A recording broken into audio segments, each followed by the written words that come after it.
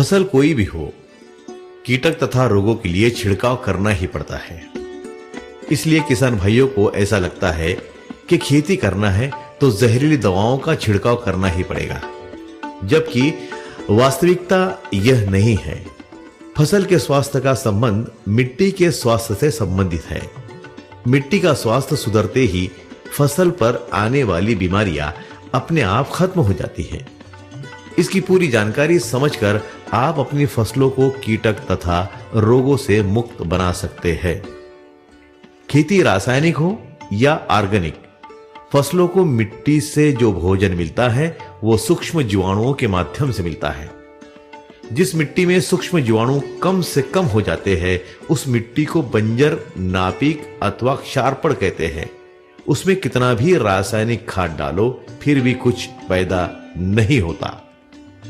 उपजाऊ मिट्टी या जिस मिट्टी में रासायनिक खाद कम डाला गया हो, उसमें 1 ग्राम मिट्टी में 10 करोड़ सूक्ष्म जीवाणु होते हैं।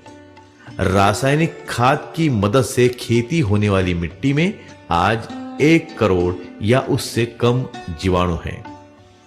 गोबर का खाद, जिसे गुजराती में छानिया खाद कहते हैं, इसको डालने के बाद दूसरे साल अच्छी फसल क्यों आती है? क्योंकि गोबर का खाद सड़ने के बाद उसमें से जो कार्बन निकलता है वो हमारे जीवाणुओं का भोजन है। दूसरे साल जीवाणुओं को भोजन मिलता है, इसलिए जीवाणुओं की संख्या बढ़ती है। परिणाम स्वरूप फसलों को ज्यादा भोजन मिलने के कारण ज्यादा उत्पादन मिलता है।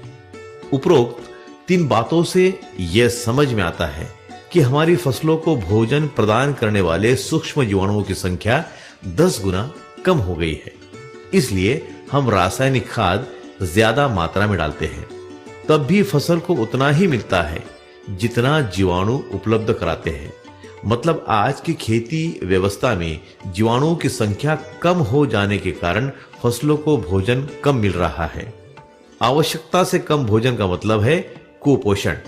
कुपोषण के कारण फसलें कमजोर हो जाती है, इसलिए उन पर कीटक तथा रोगों का अटैक होता है। जहरीली दवाओं के छिड़काव में कुछ कीटक तो मर जाते हैं, परंतु जो कीटक छिड़काव के बाद जिंदा रहते हैं उनमें जहरीली दवाओं की प्रतिकार शक्ति आ जाती है, फिर उनको मारना मुश्किल हो जाता है। एक और कारण है कुपोषण का।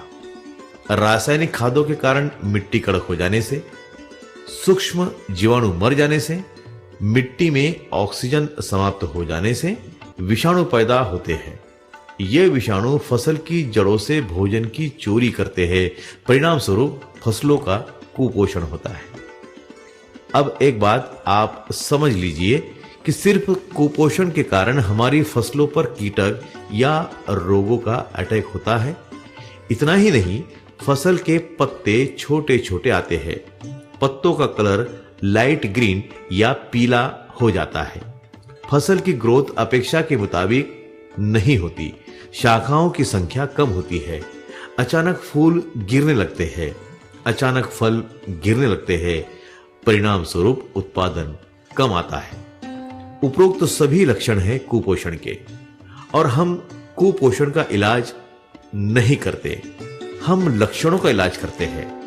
लक्षणों का इलाज करते करते किसान भाई कंगाल बन गया, आत्महत्या करने लगा।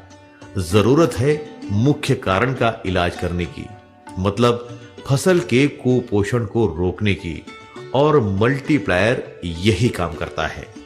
मल्टीप्लायर का इस्तेमाल शुरू होने के बाद फसल बलवान बनती है, इसलिए कीटक तथा रोग फसल के पास नहीं फटकते।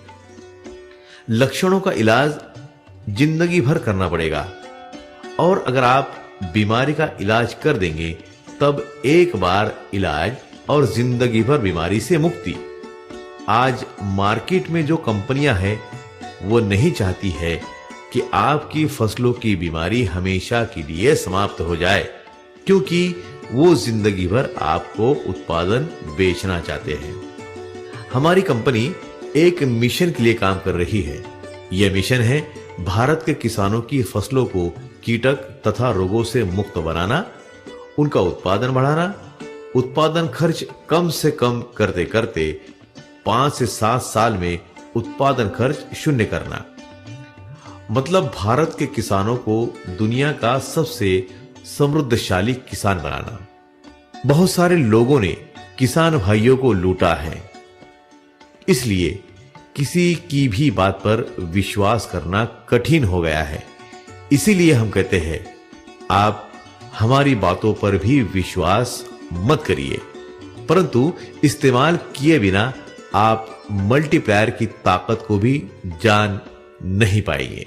इसलिए आप 780 रुपए देकर 1 किलो मल्टीप्लायर या 100 रुपए देकर 10 ग्राम के 5 पाउच इस्तेमाल करके मल्टीप्लायर की ताकत का भी अनुभव ले सकते हैं।